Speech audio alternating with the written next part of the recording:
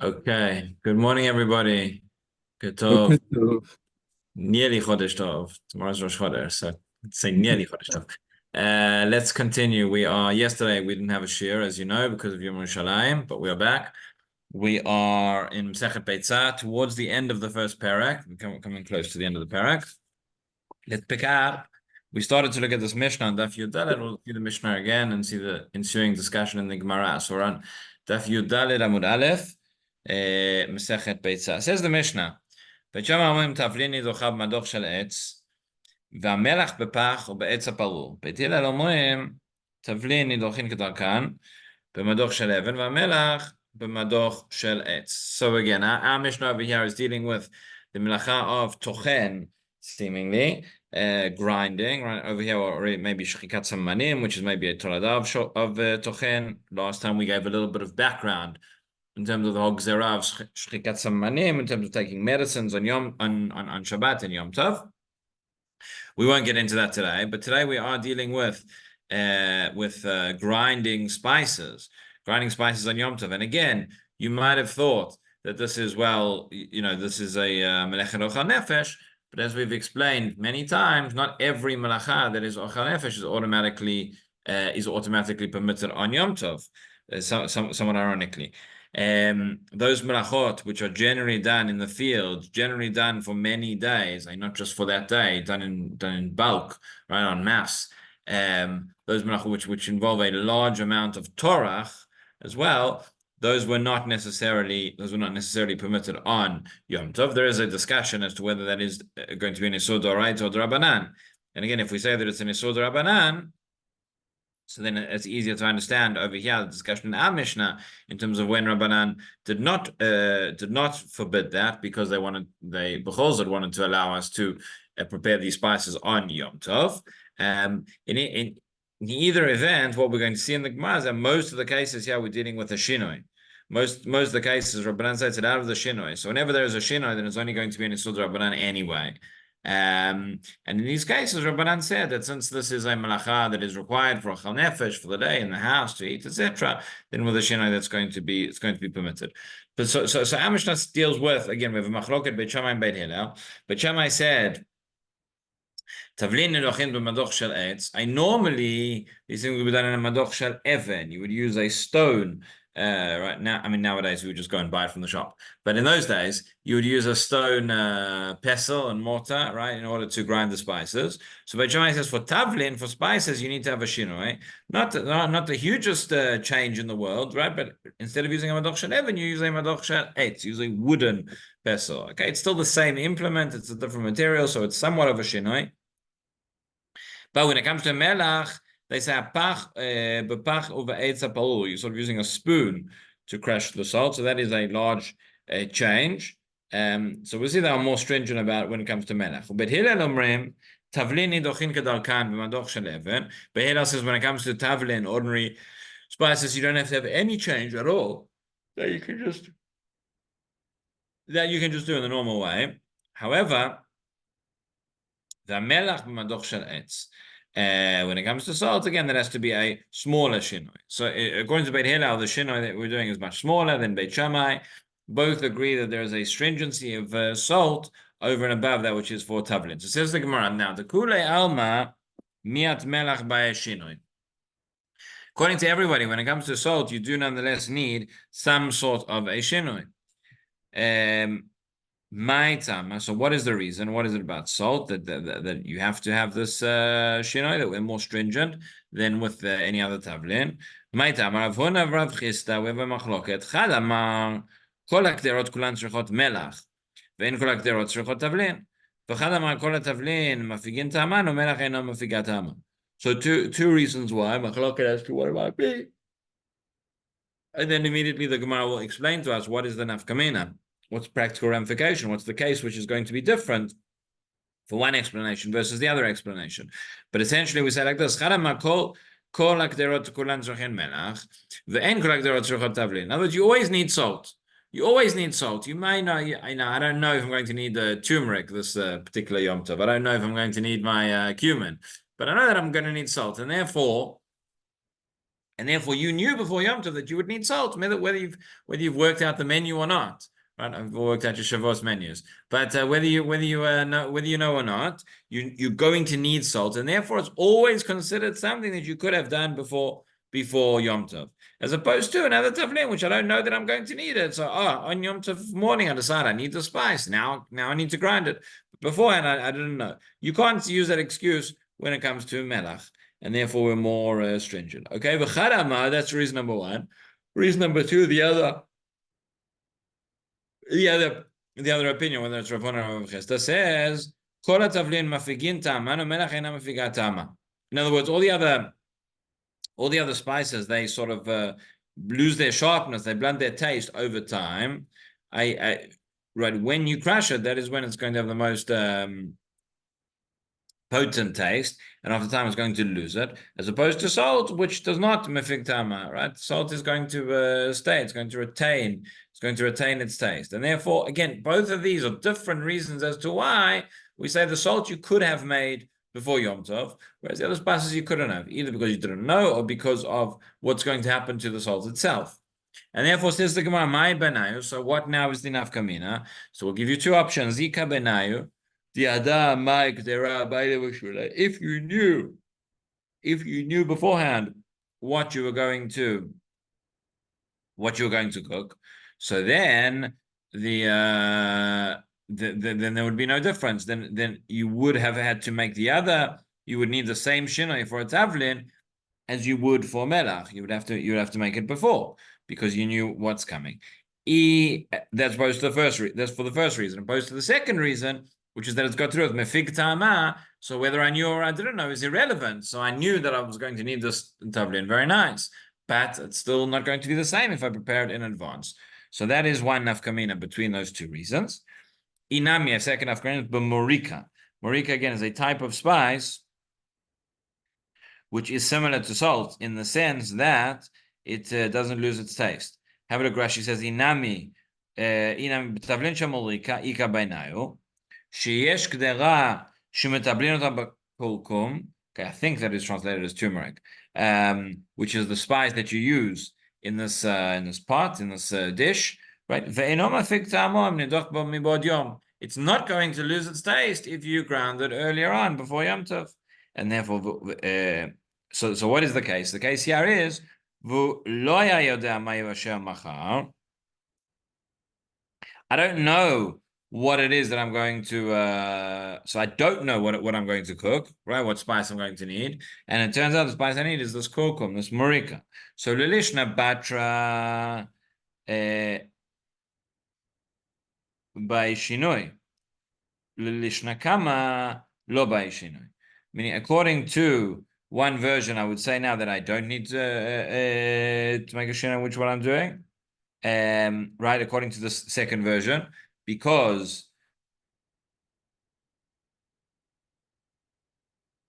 sorry, what Rashi is saying, it sounds like it should be the other way. I don't know if there's other gersot here in Rashi, but it sounds like he says l'lishna batra by shinoi. He says according to the second one that it's about the fact that it doesn't lose its taste. So again, this kokum, this is like salt. Yeah. Sorry. That's it. So it should have been lishna batra by shinoi. According to the second explanation, I would need a change. It's exactly the same as salt in the sense that I could have made it before lishna kama lo by shinoi. But according to the first reason, I would not have to make a change. Okay, but those are the two reasons. Whether it's and those are the two explanations, and those are the two practical differences in the cases. Now. Says the Gemara, we're back. We're almost halfway down the Amud. Well, not quite. Maybe a bit between third and halfway. Says the Gemara, Amar Shmuel, Kol nidochin kedarkan, ve'afilu melach. He says, all of these spices, you can grind them the normal way, and even salt, meaning you don't require any sort of a shinoi. You don't require any sort of a shinoi at all. That is what Shmuel says. Now that contradicts our Mishnah, because our Mishnah, whether it was Beit Shammai or Beit Hillel, we said when it comes to salt, you do need some sort of a shinoi. So much more Kohen Nidochin Kedarkan. Ve'afilu melach, he says, and even salt. Ve'ha'amat melach ba'eshinoi. Didn't we say in our Mishnah, didn't we just say that salt does require a shinoi? So Hu Damar Ki Hai Tana. So he is following this Tana, what Shmuel said. Follows the following Braita, the Tanya. Amar Rabbi Meir. Lo nechlaku beit Shammai beit Hillel ala nidochin, shenidachin kedarkan umelach imahen. Lo nechlaku ela leducha bifnei atzma. So if you are, according to this Braita, saying, if you are crushing spices, right? This is what Rabbi Meir says. Lo nechlaku They did not argue Beit Shammai and Beit Hillel about crushing spices. That you can do it normally with salt. That's when you're grinding it together with the other spices. But the machloket is whether you can what can you do with salt by itself, right? שבית שמאי אומרים מלח בפח ובעץ הפרור לצלי אבל לא לקדרה, ובית הלל אומרים בכל דבר. So again, this Braita does seem to be somewhat different to our Mishnah. In other words, we had our Mishnah machloket between Beit Shammai and Beit Hillel regarding Tavlin and regarding Melach. Now we have a second opinion in our Gemara, which is Shmuel, right, regarding what the opinion Beit Shammai and Beit Hillel, what the machloket actually was. According to the Braita, we say like this: when it comes to Tavlin, there is no shinoi necessary. Sounds like Beit Shammai and Beit Hillel agree on that. And not in our Mishnah, right? But Hillel in any event says that with Tavlin there is no shinoi necessary. But here they're adding on that if you're doing Tavlin together with salt, so maybe it seems to be some sort of it's batel, essentially it's nullified, or it's tafel to the main thing that you're doing, and therefore there is no shinoi that is needed. When you are crushing the salt by itself, okay, according to this version, there would be, what would be the machloket? So Beit Shammai say, in this case, Beit Shammai say the same as we saw in our Mishnah. Melach b'pach or b'etz palul, you have to do it with a spoon, right? That's how you could grind up the salt. But they add something else. They say, even when you're doing that, and this may not be a machloket with our Mishnah, this may just be a clarification. But he says, litzli aval lo lekdera. Says, even when you do it with the shinoi, that's not the shinoi in the way you're doing it is not enough. There has to be a shinoi here in terms of how much salt you are making. He says, only enough, let's leave for something which is roasted of alolek dera for a pot, which is going to require a large, much greater amount of salt. Okay,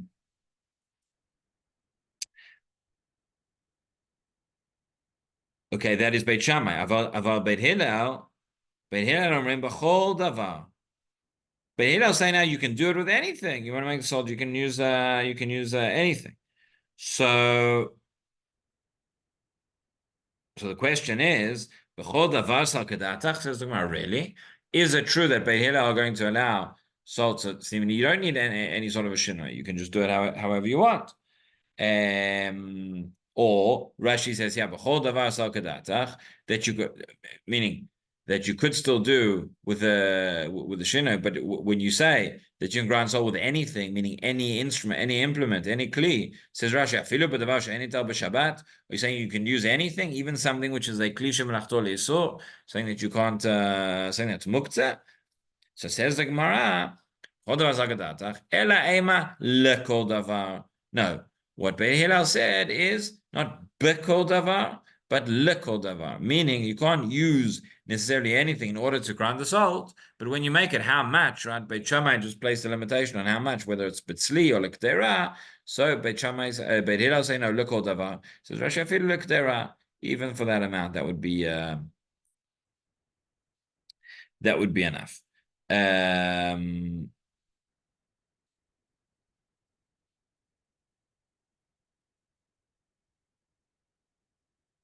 Okay. Amale continues the Gemara. Amale of Acha Bardala Livrei. Acha Bardala said to son, Ki dayacht etzli kidayacht atzli atzluye v'doch. When you are crushing, right? When you are making, Rashi points out, kidayacht melach, talking about salt. Atzli atzluye v'doch. Says Rashi, hateh hamedocha al tzida. You have to tilt. Atzli atzluye means to tilt. You have to tilt the pestle and mortar on its side. Important, says Rashi. Hatei ameducha al tzida de savar kishmo. He holds like Shmuel Damar. Nidochet kedarka. This is right. You're grinding the salt. You can do it normally. You can do it with the madoch shel even. Miu nonetheless, you do need some sort of a shinoi. Okay, so according to this opinion, the machloket between what Shmuel was quoting of Rabbi Meir, the Braita versus our Mishnah, is not such a as large a machloket as we thought initially. There is still a machloket, which is according to the Mishnah, according to everybody, you needed a shinoi in order to crush salt. According to Shmuel, he said, no, salt can be done kedarka. But we're saying over here, it says, nonetheless, that means you can use the ordinary implements that you would have used, but there still has to be some sort of a shinoi, even if it's a much more minor one. So what's the shinoi over here? The shinoi is that you tilt it on its side rather than keeping everything flat on the table and crushing it that way. You have to tilt it, and that's the way that you have to do it. Okay. Rav Sheshet Shamakol Buchna. Okay, Rav Sheshet heard the sound of the this crushing of the mortar, the pestle, and then there was being crushed. Okay, Amar Hai Lav Migavai Debatai. He said that is not coming from my house. I can hear it. I can hear the way that they are preparing the salt. That is not coming from inside my house. How did he know? He knew because this is based on what we've just said that you have to tilt it in order to have the shinoi. So says Rashi here, Kal buchna b'mduchat melach, Hai lav migavai debitayu, Yodeani she'en ze b'toch beiti. He says, I know this is not inside my house. She'asalti alayim laduch b'madoch shel even below shinoi. I told them that I've taught them they aren't allowed to use madoch shel even, of stone, without any sort of a shinoi, and I can hear the sound that they aren't. They're doing it in the regular way. So says the Gemara, how do you know? Maybe there was a shinoi. Maybe they had tilted it. So answer no. Deshamei davatzlil kale. He heard it was a clear sound, and from that sound he knew that it was not being done with it wasn't tilted. Says Rashi davatzlil kale. Ve'ilu makaba shmata. I mean, if it was that balachson. If it was tilted and diagonal and you were crushing it in that way, then the call wouldn't sound like that. Okay. V'dilma tavlin havu. So maybe it was spices, maybe it wasn't salt, and there you don't require, as Rashi says, that you would not require the same shinoi. So again, no. Havu tavlin. Navuche min bach kalayim. So again, this is a different sort of it's different sort of sound that you can tell when you are sort of like a barking in terms of with tavlin, when it's sort of the crushing the seeds together. That sounds different. That is how Rav Sheshet knew that this was not it was not that. Okay. Now we're continuing on in the theme, just taking us now through to the rest of the sugya, which is still related to crushing spices or different things. But here we have a new Braita which teaches us the following. Where are we? About 8 lines from the bottom of the page. Tana Rabbanan, Ein osin tisni ve'ein kochin b'machteshet. Okay, so we learned in a Braita the following: you are not allowed to make tisni on Yom Tov. Tisni is something that's brought the Gemara Moed Katan tells us what it is, but essentially it's some sort of grain food. But the point is that the grains are crushed very, very, very, very fine. Says Rashi here, he says, Einos in Tisni, but Yom Tov. Why not? Shetorach Gadoru. This is a great, great, great tircha. It takes a lot of effort in order to crush up the wheat properly for this Tisni. Shekotesh hachitin, ad shenechrakim achad le'arba'a. And every kernel of wheat has to get crushed up into 4. So this is going to take a long time. This is going to be a great tircha in order to crush this up, and therefore this cannot be made on Yom Tov. Einos intisni. And says the writer, ve'en kochin b'machteshet. You cannot go and you cannot grind on Yom Tov. So says the Gemara, Tarte. So that meaning are there really these are two you got two halachot in the Braita, but they're really one and the same. Right? So Tarte it's a rhetorical question, meaning why are you teaching me two things? You can just teach me one. Says Rashi, Tarte shnei dvarim yesh kan. Do you have two things? Yeah, two different halachot. Lo, zeh domeh lazeh. They're really one and the same. Ktani enos in tisne, hachal kavadaisa shapil dami. Sorry, the ein tachan mulba. Vadatani en kochin kla. In other words, there are two things which are not exactly one and the same. There are two things which are a little bit different, and it contradicts one another. And the question is like this: when you say enos in tisne, what you're saying is, generally speaking, you can grind up the wheat. You can crush up the wheat. It's only the tisne that it's going to be a great tircha, because each one is going to be crushed up into 4. But the implication is that daisa and other sort of grain products, which you can make, which you could crush, which you don't have to crush as much, then that would be permitted, right? So this is what Rashi says. He says, Tauti, read again, I'm sorry. He says, Shnei dvarim yesh kan lo zeh domeh lazeh. There's two different things, two different halachot, which the Braita is teaching, and one is not the same as the other, meaning they contradict each other. Ktani einos in tisne, hachal kavadaisa shapil dami. The inference from the first in the Braita is einos in tisne, which means that other things you could make. The ein tarchan merubeh, because their tarach is not so great. And then you go back and say ein kochin klal, right? So which is it? Is it ein kochin machteshet, or is it kochin machteshet only einos in tisne? Right? That is the question. So Tate. So Achi Kamar says back in the Gemara says Achi Kamar ma tam einos in tisne lefi she'ein kochin b'machteshet. So you could say no. It's explained. The bride's explaining, saying what is the reason why we're not allowed to make tisne. Don't imply from that everything else is allowed. No, because you can't crush up on Yom Tov. That's why it's going to be forbidden. So says, hang on a second. Well, if that's the case, then I don't need the first line in the Braita. Just tell me ein kochin b'machteshet, and that would be enough. So no, itani ein kochin b'machteshet hava minay milay machteshet gdola, aval b'machteshet ktana ema shapil dami kamash malan. It can't teach us like that, because it would have said that if you'd said machteshet means is a large. Again, I'm not sure exactly what these tools look like, but a large grinder. I would have thought that that's what I was talking about. However, I would have thought that a machteshet tana, a small, really, essentially a pesle mortar, that I would be allowed to use. Says Rashi, if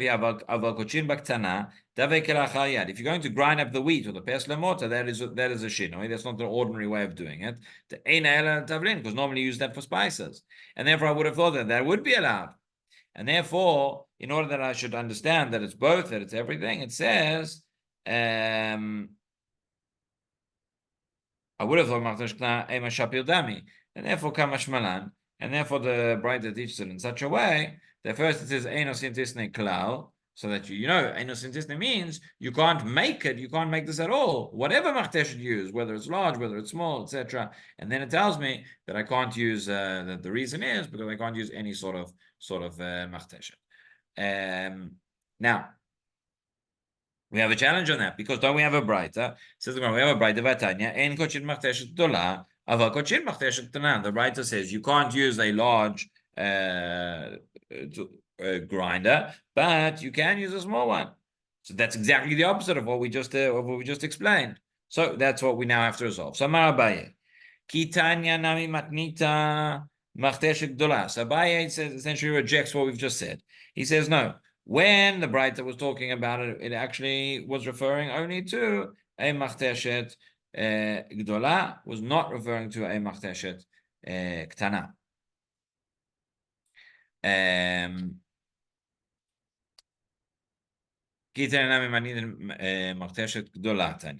Okay, that is Abaye's answer. But now,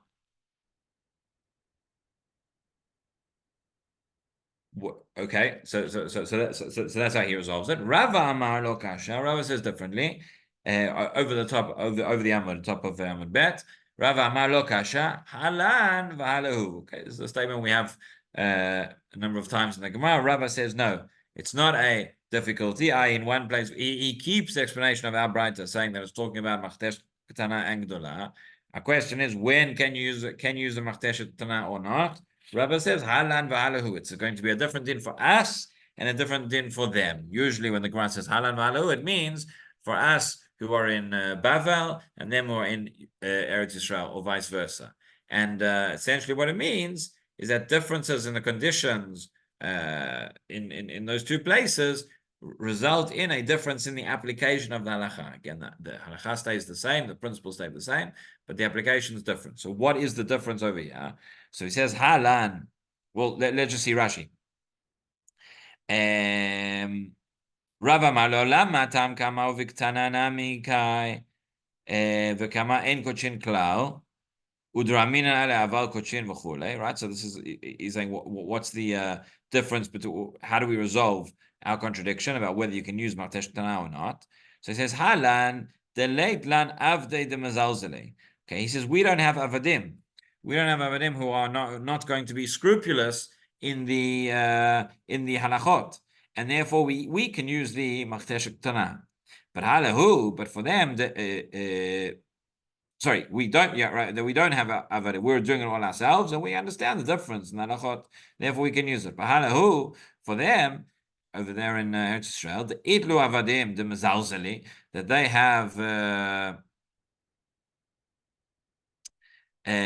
have avadim who are not so scrupulous in terms of keeping the halachot. Vosim big dola, and they're going to see, well, they can use martesh dola. They will come to use the Machtesh Gdola v'omrim b'ktana, and they'll say, oh, it's okay, we were just using Machtesh Ktana, and therefore there it's going to be forbidden. So that is the difference between Eretz Yisrael and Bavel in this regard, Halan v'Halahu, as to why one place we say Machtesh Ktana is mutar, one place we say it's asur. Okay, we're almost up to the next Mishnah. As you can see, if you've done Amud Bet, there's a whole series of Mishnayot taking us through to the end of the parak, but we will have to leave that, or the rest of the Gemara here and those Mishnayot for next week Wednesday. So have a good day, everybody. Shabbat Shalom. Shabbat Shalom. Shabbat Shalom. Thank you, Rabbi.